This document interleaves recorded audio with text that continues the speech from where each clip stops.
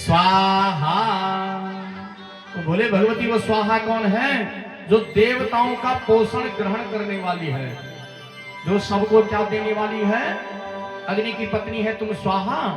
लेकिन संसार में जो भी प्राणी है उस प्राणी के उदर को भरने वाली स्वदाहा, अर्थात श्राद्ध में तर्पण में पितरों का पोषण करने वाली, कि हमारे पितृ देवता स्वर्ग जाएं, हमारे पितरों को संदेश मिले। आज हम यहाँ पे ये श्राद्ध भाई पुरोहित जी कर रहे हैं, तो इस पुरोहित जी के श्राद्ध करने से स्वधा नाम की देवी, स्वधा नाम की भगवती, वो जगत जननी, वो आदिशक्ति आज इनके माता पिताओं के पास में जाएगी, ब्रह्मलोक में जाएगी, पितृलोक में जाएगी और कहेगी तुम्हारे बेटों ने आज जो है तुम्हारे जो कल्याण किया है धर्मराज जी, इसे आप स्वीकार करना। इनके बेटों को जीवन में कभी भी किसी प्रकार का कष्ट होने मत देना और पितरों को साक्षात भगवान का स्वर्ग मिले। इसलिए अगर भागवत के प्रेम में उन्होंने कहा ज्यादा नहीं कर सकते हो, मेरी माताओं वेद व्यासीन है, श्रीमद् देवी भागवत महापुराण में कहा अगर तुम ज्यादा काम नहीं कर सकते हो तो 3 काम अपने घर में जरूर करना। बोले क्या करना? गवा स्वरूपे भव गोभियेता, गवा चरोपे भव शुद्ध चेता, मनस्य भावो भव शुद्धिकरणा, अंतःकरणे च भव शुद्धिविदो। क्या करना? कि सबसे पहले अपने घर में भगवान भगवती ने कहा गाय के गोबर को जरूर रखना, गाय के गोबर का लेपन जरूर करना।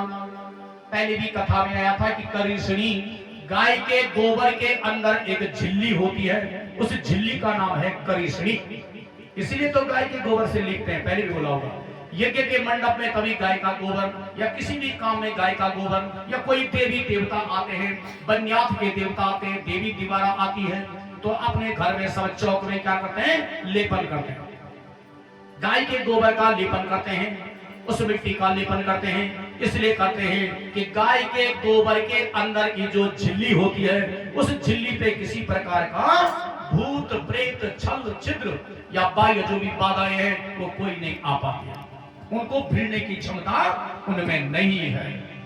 इसलिए उसे क्या कराया जाता है? लेपन किया जाता है। और नंबर दूसरा गोमूत्रम, और गाय के गोबर में साक्षात भगवती लक्ष्मी है, उसका निवास है, और गाय के गोमूत्र में गंगा, यमुना और सरस्वती, इन तीनों का वास है। इसलिए गाय के गोबर को का लेपन घर में जरूर करना। नहीं करोगे तो क्या बोला कि गाय के उपले को निकाल करके गाय के घी में भिगा करके और उसे कोयले में रख करके सारे घर में उसका धूप कर दो। पहले तो प्रत्येक दिन करो, नहीं तो 2 दिन में 1 दिन, नहीं तो हफ्ते में 1 बार, नहीं तो ऋतु 2 महीने में 1 बार, नहीं तो अयन कहते हैं 6 महीने के लिए, नहीं तो 6 महीने में 1 बार, और नहीं तो वर्षावधि साल में 1 बार तो जरूर करो। आज तो सारे घरों में सफाई होने लग गई ना, गाय का गोबर हटा दिया ना, नहीं हटाते तो कोई बात नहीं, कहाँ रखना? बोला गमले में तो रखो, अगर कहीं रखने की जगह नहीं है तो गमले में तो रखो ना। गमले में रखोगे तो आपके और हमारे घर में श्री होगी, और जहां गोमूत्र होगा वहां गंगा, यमुना और सरस्वती होगी। भगवान ने कहा, परमपिता परमेश्वर ने कहा। और नंबर तीसरा गंगा जल, गंगा जल को अपने घर में जरूर रखना। जहां गंगा जल होता है वहां दरिद्रता नहीं लगती है, वहां शुद्ध रहता है, वहां लक्ष्मी का वास होता है, वहां स्त्री होती है। ये काम जरूर करना, ये 3 चीजों को घर में रखना। भगवान ने कहा, परमात्मा ने कहा कि सबसे शुद्ध भस्म कौन है? भगवान शंकर जो भस्म लगाते हैं ना, तो भगवान कहते हैं सबसे शुद्ध भस्म कौन है? त्रिविधत्वं प्रवक्ष्यामि देवर से भस्म न शृणो, अर महापापो क्षयकरम, अर महापापो क्षयकरम, अमहाकीर्ति करम परम। बोले सबसे उत्तम भस्म है, सबसे उत्तम भस्म किसको कहा गया?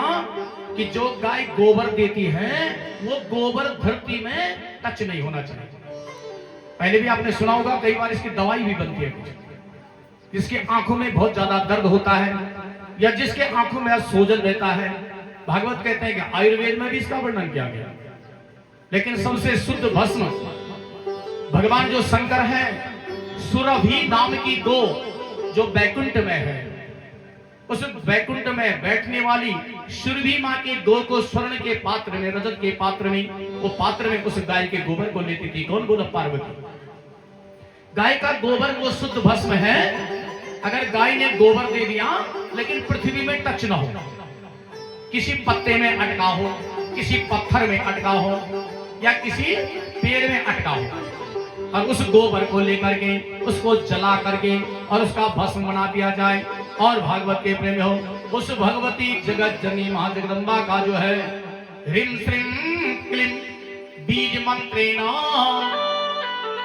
काम बीजम च ऐं यथा सरस्वती भुवनेश्वरी बीजम क्लीं रूपेण मंत्रतः। आप क्या करना कि माया बीज है ऐं और भुवनेश्वरी सरस्वती बीज है क्लीं। इस मंत्र को जो है अमंत्रित करके, अगर चलो इसको ज्यादा नहीं भी करते, ये शास्त्रों की बात है, लेकिन आप केवल उस गोबर को लेकर के और उसको जला करके और जलाने के बाद में जो है बोला उस भगवती का स्मरण करो या भगवान शंकर का स्मरण करो या नारायण का स्मरण करो, किसी भी एक देवता का नाम लो, चाहे क्लीं कृष्णाय गोविंदाय वासुदेवाय नमः एक नाम बोलो या नव दुर्गा का नाम लो, उसे जलाओ। जला करके भागवत के प्रेमियों उसमें क्या करना, बोले क्या करना उसमें, बोला गंगा गोमूत्र रूपेण तुलायाम भस्मीकृता सदा रक्षां कुरु देवी भस्मनो पुष्टिदायक। इसे कहते पुष्टिकारक भस्म, इसका नाम है पुष्टिकारक भस्म। अर्थात कभी भी किसी प्रकार का हमारे ऊपर में कमजोरी न आए, चाहे विद्या रूपी कमजोरी हो, चाहे शारीरिक रूपी कमजोरी हो, चाहे मानसिक रूपी कमजोरी हो, चाहे बाह्य रूपी कमजोरी हो, चाहे कोई बाह्य बाधाएं हो, ये सब दूर होती है। लेकिन उसमें क्या मिलाना, उसमें मिलाना गंगा जल की बूंद, गोमूत्र की बूंद और माता तुलसी का सुखाए हुए पत्ते का भस्म, तीन चीज इसमें और मिलाएं और उस गाय के गोबर का अगर आपने भस्म बना दिया तो ये सबके काम जीवन में आएगा। प्यारो भगवान करे, परमात्मा करे। ये क्या है, चतुर्विंशति भवे रूपा और गायत्री श्रेष्ठ पूजिता। ये चतुर्विंशति गायत्री से भी बढ़ करके है। गायत्री साक्षात वेद वाणी है, वाणी की रक्षा करने वाली है।